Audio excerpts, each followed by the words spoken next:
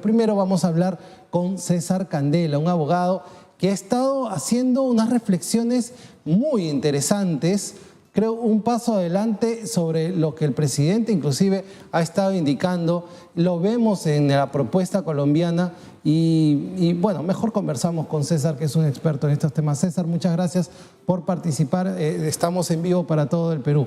Muy buenas tardes. Hola Miguel, ¿qué tal? Muy buenas tardes, qué gusto saludarte. Sí, César. Gracias por la invitación. Hemos estado siguiendo algunos de tus comentarios muy interesantes sobre algunas propuestas que debería tomar el gobierno y no sé, a ver, si nos puedes contar alguna de tus propuestas, por favor.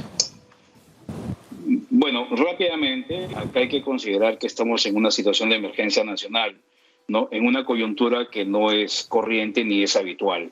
Eso implica, por supuesto, medir los efectos que esta situación están generando, primero en las personas naturales, es decir, en las personas que están en sus casas. En segundo lugar, aquellas personas que pertenecen al sector informal, a las MIPES, a las pymes también, y por supuesto a las empresas que generan mayores ingresos y rentabilidad. Entonces los efectos son inmediatos, ¿no? De hecho, parte de los efectos son la pérdida de ingresos, inclusive la pérdida de trabajo, ¿no? Y por supuesto una disminución en el consumo masivo de productos y de servicios, y una suspensión y una interrupción que ha sido abrupta e inmediata en toda la cadena de cobros y pagos.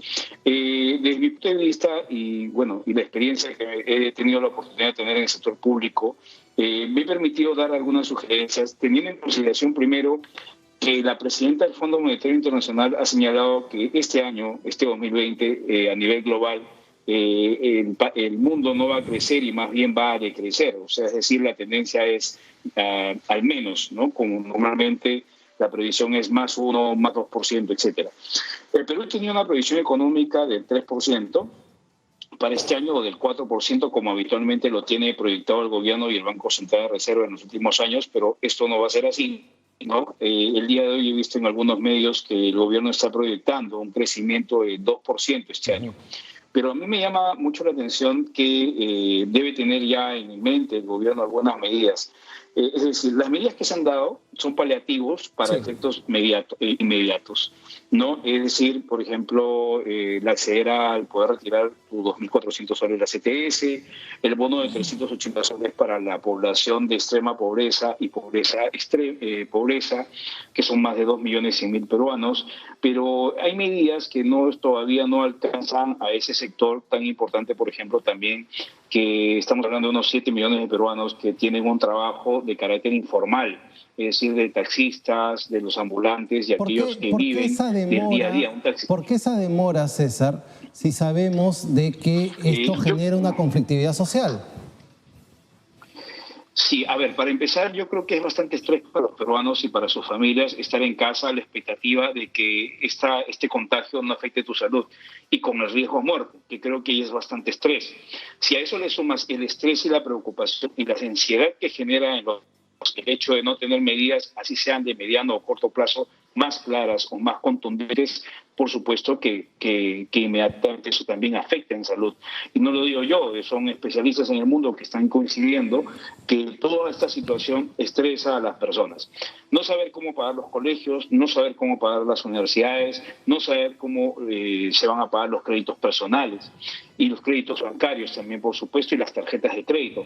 Pero sobre todo las medidas tienen que ir destinadas en una primera línea a esa población que no tiene trabajo y que no puede acceder más que a los 380 soles, que igual hemos visto que hay ciertas deficiencias que no son responsabilidad del gobierno, sino de toda la política de los últimos 20, 30 años, que todavía no se ha terminado de fortalecer nuestro registro, por ejemplo, o nuestra data, ¿no? Para poder conceder esta información.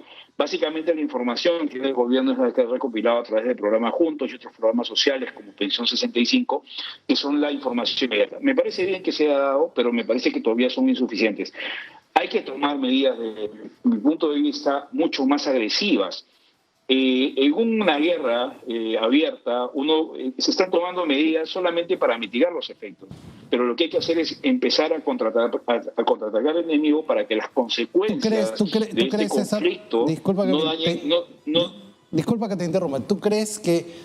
Yo creo que has definido el escenario exactamente. En una economía de guerra, en una situación de guerra, ¿tú crees que el gobierno no lo está viendo así y está viéndolo solamente en corto plazo, dejándole a la empresa privada, ¿sabes qué? Resuelve tú los problemas y yo ya veo cómo resuelvo los míos?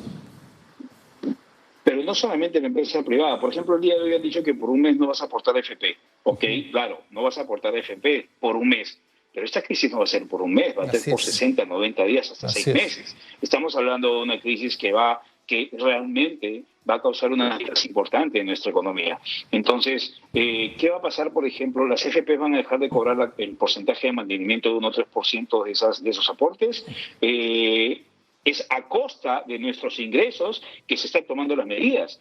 Y por supuesto, obviamente hay personas que, por ejemplo, no tienen trabajo. ¿Okay? Por supuesto, si yo tengo trabajo y soy dependiente, tengo un ingreso. Pero en julio o agosto, donde la economía, digamos, la medida se levanta el 12 de abril, a partir del 13 la economía nuevamente se va a empezar a activar. No estamos hablando de una reactivación, estamos hablando de un relanzamiento de la economía nacional. O sea, estamos hablando de un reinicio. Me apagaron la computadora y la tengo que reiniciar. Entonces, no es solamente que puse en pausa. Hay que echar a andar la rueda, la máquina, hay que calentarla, sí. Exactamente. Y la máquina creo que hay que empezar a mover con mucha más agilidad. Por ejemplo, yo estoy pensando promover, o en todo caso propongo, un shock de consumo, algo así como el shock de inversiones que se instaló en el 2008 con la afectación de la crisis china, que afectó a todo el mundo, y el Banco Central de Reserva y el Ministerio de Economía y Finanzas en ese momento adoptaron medidas que permitieron que en un mes recuperemos el crecimiento que estaba en 8.5, que cayó a casi 1% en un mes, lo podamos reactivar al siguiente y nuevamente recuperar el promedio normal. Y el Perú mantuvo el crecimiento promedio durante ese año. Entonces me parece que en este caso, que es mucho más grave la consecuencia de la crisis, que medidas extremas, ¿no? Hemos visto ejemplos en Colombia, por ejemplo, el presidente Iván Duque el día de hoy ha suspendido el contrato de alquiler de 3 meses. Sí. Hay mucha gente que vive para comer. Y créditos hipotecarios de 6 meses. Para pagar alquileres. Ahora, yo me pregunto, ¿apelar a la solidaridad de los bancos? Yo creo que es importante que la Asociación de Bancos evalúe algunas facilidades más allá del aplazamiento, ¿no? Una posible condonación de intereses de 1, 2 o 3 meses. El Banco de Crédito el año pasado tenía una utilidad de 3.900 millones de soles. Entonces, claro, con responsabilidad y por supuesto midiendo los riesgos del costo-beneficio. En este caso, creo que lo importante es la vida de las personas, es lo primero, y segundo, va el tema económico para poder garantizar que las familias tengan sus ingresos y pagar. Por ejemplo, hoy día SEAPAL anunció el corte o la suspensión del servicio de agua por un mes. Es insuficiente. Esta crisis no es un mes, son 2 o 3 meses. Así es. Las compañías de teléfono, Movistar tiene 20 años y el Perú le ha dado la oportunidad de generar sus utilidades durante estos 20 años. Entonces yo me pregunto, ¿no es hora de retornar al pueblo peruano de alguna manera esa posibilidad de haber invertido en Perú y de tantos excesos que a veces se reclaman de los usuarios?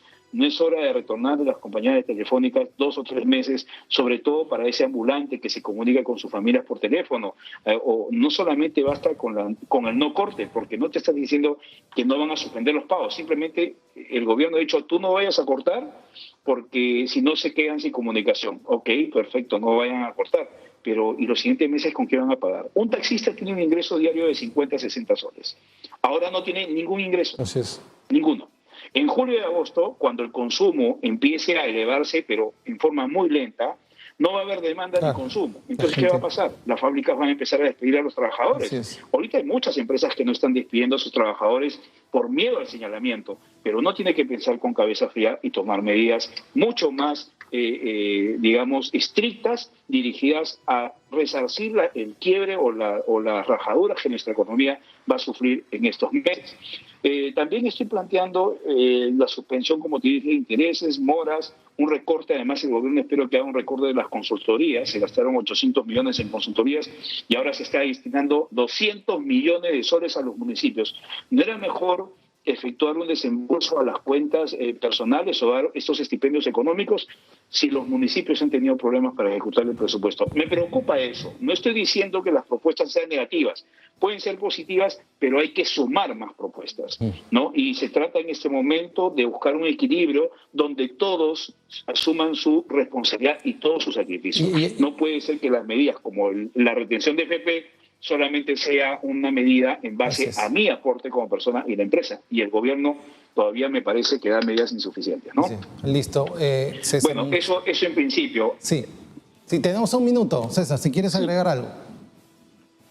Sí, bueno, nos estamos olvidando de los agricultores, ¿no? Me parece que hay un fondo que se tiene que destinar. Por ejemplo, hay 1.200 millones de soles que el gobierno tiene destinado al mantenimiento de armamento y al mantenimiento de aviones. Creo que en este caso hemos visto que no hay arma bélica que pueda enfrentar un enemigo como el que tenemos, ¿no? Ahí tienes 1.200 millones que se pueden destinar tranquilamente a este fondo, además de préstamos, que se puede generar también a las MIPES y pymes, ¿no? ¿Por qué no dar créditos, pero no en base solamente a los 30.000 soles que ha ofrecido el gobierno, sino en base, por ejemplo, a los ingresos de los últimos 3 meses que se puedan pagar en 9 meses o en un año sin intereses? Recordemos que esta es una situación de conflicto, una situación que puede generar un conflicto social y un conflicto económico que ya lo está generando. Entonces, mis propuestas van en ese sentido, shock de consumo y shock de inversión para poder reactivar la economía y, por supuesto, darle tranquilidad a la gente, aparte ya bastante estresada por esta situación. Muchas gracias, César, por la claridad en las ideas. Y esperamos este debate de ideas, ¿no? Yo creo que acá no hay luminarias en el gobierno que sean los dueños de la verdad o de la razón. Mira, el tema de los kits rápidos, si es que nos salen estas alertas, después pensamos, esa es la medida y estamos aislándonos sin el complemento necesario, que es los test, para que podamos aislar a las personas y poder contener esta situación. Muchas gracias, César. Vamos a mantenernos en contacto, por favor, para poder informarle a la población. Muchas gracias. Ha sido César Candela, analista político, abogado, quien ha estado haciendo unas propuestas muy interesantes. Por ejemplo, ¿no? A ver, nos llaman un montón de personas, nos escriben a decirnos el bono no me llega a mí, no me toca a mí. Sí, pues, ¿por qué no sacamos a todos los que están en planillas, todos los que están en salud, todos los que están en el Estado y los que no están, que tienen DNI y que están identificados, son beneficiarios del bono de 380 soles, que van a ser aproximadamente unos 10, 12 millones de peruanos? ¿Cuál es el problema? ¿Ah?